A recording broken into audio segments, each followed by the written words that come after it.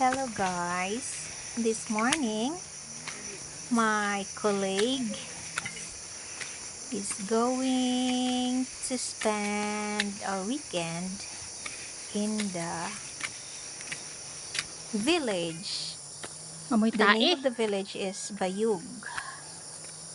So I've been teaching here for 2 years sa Django School na ito. So we're hiking up. We started hiking like 5:30, and these are the Nara trees. Ang laki-laki niya. Ang bilis nila. Ang bilis nila maglakad. Ako dahan-dahan lang.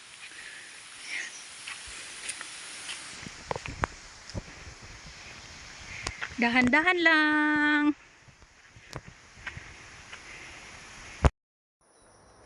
Look at the trail. Medyo ano na siya. It's bushy. Look at the view. It's so beautiful out there. You can see the downtown.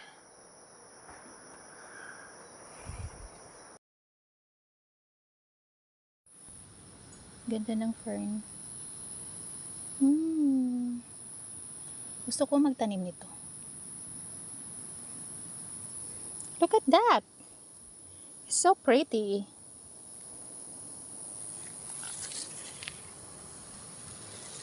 It's so pretty.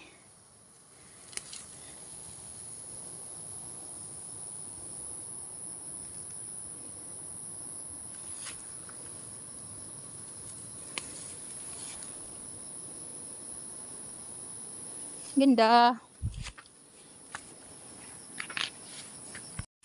This is my pioneer school. Ito na guys. This is the village where I teach before.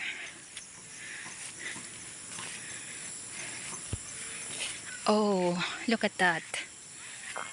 Hi! Musta kayo? Look at that.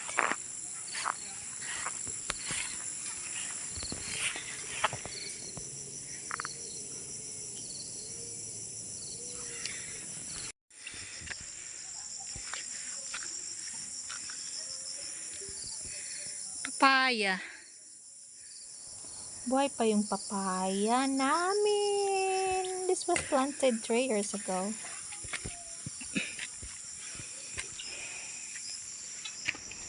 Welcome back to Bayug.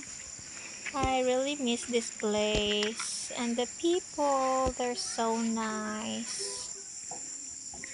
Welcome to Bayug! Oh, I'm happy to be back. This flower is welcoming me. I planted this when I was here 3 years ago. And now it's blooming. So nice to be back.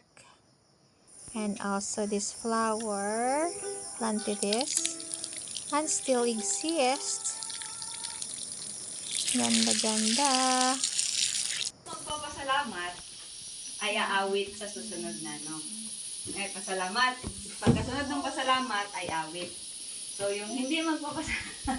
So, kung walang masabing pasasalamat, ay aawit. Okay na ba yun? Okay.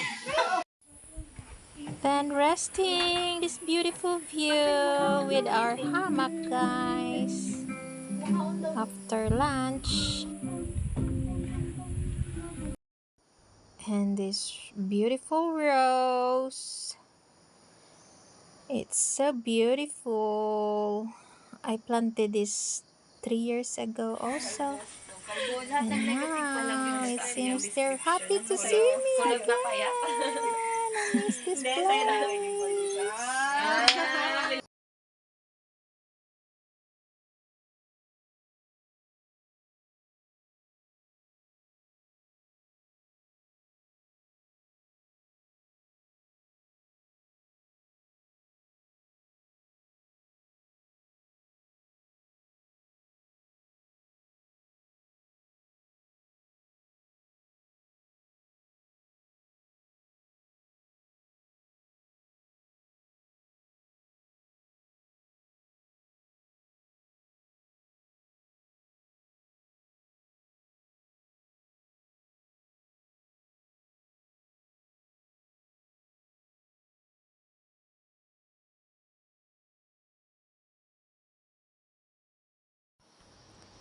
Resting in the noon time, in the hammock. Duyan-duyan tayo guys. At magkitingin sa magandang view. And here's another rose that I planted before. Ang ganda-ganda niya. It's welcoming me. Thank you. This beautiful creation.